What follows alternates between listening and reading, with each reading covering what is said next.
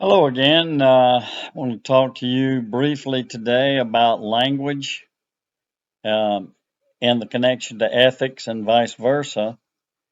Language is at the core of the counseling practice, but it's pretty much underestimated. The relationship is underestimated between language and ethics. So we think about ethics. What are we thinking about? We're thinking about codes, rules, decision-making frameworks, etc. But it begins moment by moment through the words that we choose. It's enacted rather than begins.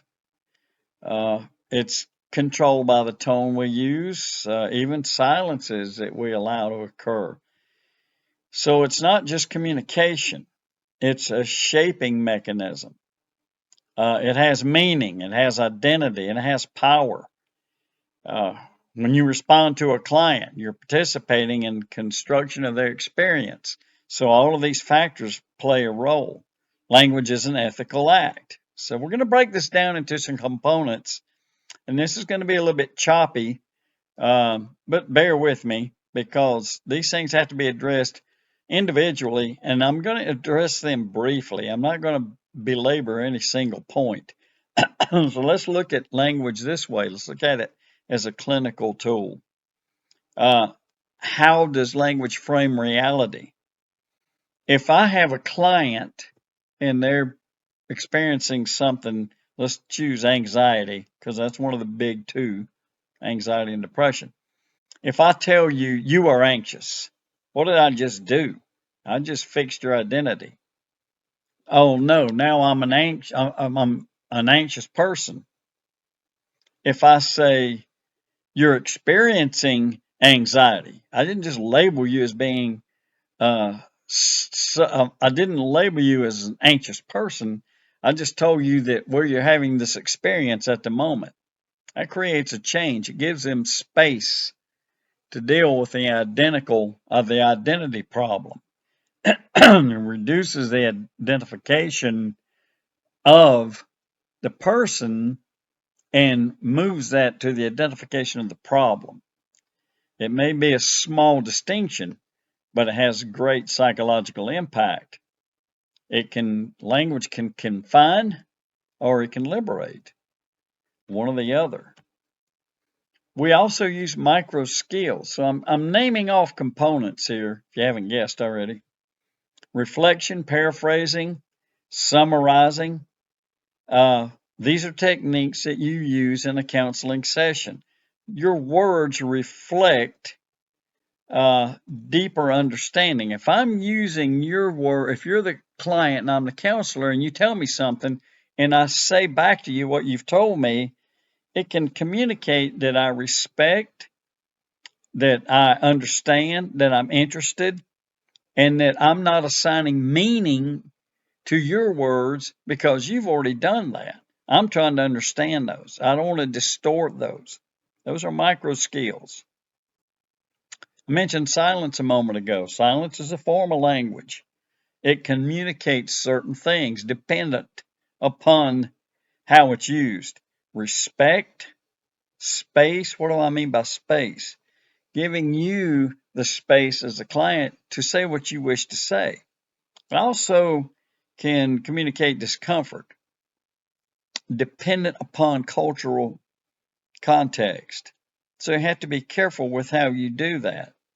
You can't just use silence to muse over. You may want to communicate that, yeah, let me try to filter through that. Uh, and then a biggie, and this is a great biggie. It's called labeling. When you speak to someone related to diagnosis, labels can either identify or they can stigmatize. Go back to you're anxious, right? As opposed to you're experiencing anxiety. You're anxious. I just labeled you. And now you have that as part of your identity. Clients internalize labels. Human beings internalize labels. And then we assign a pathological cause. What's pathology? Pathology's basic description is diseased. Well, I'm not telling you you're diseased because you have anxiety. What I'm telling you is that you are experiencing anxiety at the moment. I didn't label you. I said you're experiencing anxiety. That's not a label. That's telling you what's going on. It doesn't have any indication of pathology or anything else. It's a discussion of the experience at the moment. You have to keep this in mind as a counselor. Is my language helping the client make meaning of what's going on, which leads to growth and healing? So let's connect this with ethics. We have several items related to ethics. Now, these are not coded, lawful, etc. things. These things I'm going to mention to you are things that will ethically present you to your client and in the end, hopefully aid in their healing. So let's start with autonomy. Respecting autonomy. What does that mean? Well, what is autonomy? It's independence. So if I'm conveying to you autonomy, if I'm respecting your autonomy, that means I'm allowing you to define your own experiences. I'm not sitting there telling you what your experiences are. I think I've told you this before. Don't ever tell a client, I know how you feel, because you just took away that freedom from them. And by the way, you don't know how they feel. You know how you feel about what they're saying, but you don't know what they feel until it's discussed at length. One example that I hear over and over is a client speaking about a parental situation, and the psychologist slash counselor could say, sounds like you're angry with your parents. Well, that's a label. Better said, do you feel anger when you think about your parents? That's an open-ended thing. That leads to much discussion. If I say the other, it sounds like you're angry with your parents. I've just told you you're angry with your parents. There's no collaboration. One invites collaboration. Do you feel anger when you think about your parents? That's collaboration. The other imposes meaning. Sounds like you're angry with your parents. Don't do that. Uh, non-malfeasance. Hard for me to say. What it means is do no harm. Harm can occur through language. Language that shames, judges, indicates disease, pathology, in other words. You don't want to incorporate those into a normal, into a setting which takes away the normal experience. Don't tell somebody that they're abnormal. And don't say things like, well, why didn't you do this? Or why didn't you say that? Don't imply blame. Why didn't you feel this way instead of that way? Although there's a component related to that in CBT therapy that is important to know about later on in your career in gaining your master's degree. We'll be discussing it, or your certificate, whichever program you're in. Beneficence is better. It asks you to use language actively that supports well-being. So it's beneficial, right? It includes things like affirming strengths, highlighting resilience, validating emotional experiences. Why would I want to validate an experience? Because that takes away the pathology, takes away the abnormality of this, whatever this is that they're having to deal with. The next step beyond that is justice, by the way. Requires you to think about inclusivity. inclusivity as in their feelings about themselves. But there's another component here. There's actually two: culture and ethnicity. So I want to include, I want to use language that respects diversity in culture being different maybe than mine different from yours, and ethnicity. All of these things that have a reflection on emotional well-being. And finally, fidelity. That's being trustworthy. Nowadays, we talk about transparency.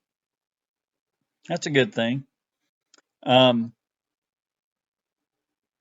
it's good to reveal as much as you can that isn't harmful or that doesn't have the potential for being harmful. So let's you need to always remember that trustworthy is the best way to go. Not assuming, right? Okay, let's get into the cultural and social considerations of all this stuff that I've been throwing at you. Language isn't in a vacuum. It has deep cultural underpinnings. Cultural humility requires that we recognize our own linguistic assumptions. Words that feel neutral to us in our culture may have very different meanings for clients from differing cultures. Let's use eye contact because that's language, that's body language. Eye contact, direct eye contact, um, can be seen as respectful in some cultures. American Western culture, direct eye contact shows that you're engaged and it's respect. In other cultures, it doesn't, it means the opposite. In other cultures, it could mean disrespect, glancing away in some other cultures is a sign of respect. Emotional expressions vary widely across cultures. Some cultures promote um, free expression of emotions. Other cultures uh, frown on that. You need to be stoic and control your emotions. Uh, Identity sensitive language. What am I saying to you about who you are? This again uh, is related to ethnic identity, um, racial identity, and disability language. What is that? That's a descriptive language used to describe the person's situation or normality or abnormality or whatever the case is. Some people like to be addressed as first. It's called person first language. Person with a disability. Excuse me. Other people like identity first language. Autistic person. Don't assume what they may be thinking. Ask them, how would you like to be? What makes you comfortable the way you're addressed? You have to acknowledge um, this power and privilege business. Power and privilege related to that. And then let's take that by itself for a moment. Power and privilege, as a counselor, you're a professional. Even if you're not licensed, if you finish this degree, you're professionally trained. So you have an institutional and interpersonal power, and your language can reinforce that. It can reinforce dominant understanding. But what you want it to do is create space for other understandings. In other words, they don't come into you, they being the client, looking for arrogance. They're looking for help. Yeah, they know you got a degree and some training, but they're looking for help. They're not looking to be talked down to. Now, how do we apply that in ethical dilemma? How do we apply this real world stuff into the real world. Let's take this scenario. A client comes in and every other word is a word of profanity. Do you challenge that? Do you reflect it? Do you react to it? Do you redirect it? How would you redirect it? Can you explain this in different terms? Because to them, that may be the way they describe what's going on with them. There are ethical implications to that. You certainly don't want to use the same language as they're using. Even if you're trying to repeat what they say, you don't have to say the word itself. And that may clue them into maybe they need to tone it down a bit. But bear in mind, they're coming in with an emotional burden, and that might be the way they rid themselves of that burden. I'm not saying you condone it. I'm just saying that you don't want to restrict if it's not harmful. How about diagnosis? Now, remember, we're talking about communication here. Providing a diagnosis is what you're there for. That can help clients understand what's going on, but it can also lead to stigma. So refer back to you're anxious as opposed to you are experiencing anxiety. Stigma keeps a lot of people away from mental health. Nobody wants to be stigmatized. Nobody wants to be labeled. So you need to figure out how to communicate diagnosis that matters enormously, but it doesn't stigmatize the person. Here's one that you haven't probably ever considered. I'm sure that some of these things you have some inkling of understanding, but here's something that you probably don't unless you've been in this business. It's called mandated reporting. And it's considering confidentiality and what the limits of it are. Why is that communication? Because it's written. Mandated reporting is written, it can be verbalized, but it's in the area of confidentiality and it has to be clear, honest, and compassionate. Misleading language can damage your client's trust in you. So, what are we reporting? We're reporting to them our analysis and diagnosis, right? And then we have to document that, by the way. So you want to use ethical language for that too. Clinical notes. You may think, well, I'm a pastoral counselor. Why do I have to keep notes? Oh, you better, because when they come to see you next week, unless you're Einstein, you're not going to remember every facet of what was discussed. Take good notes and share them. It's okay to share your notes with them. Let them know what you're doing so they don't think you're Sigmund Freud sitting over there writing down weird things about how they felt about their mother when they were 4. The words you choose can influence how a client perceives what's going on. How do you use it in practice? What are the best practices? Prioritize person-centered language. Separate the person from the problem. Don't label them.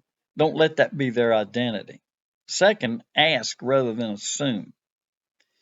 Asking them about things that you don't understand that's going on with them is one of the keys to achieving a diagnosis.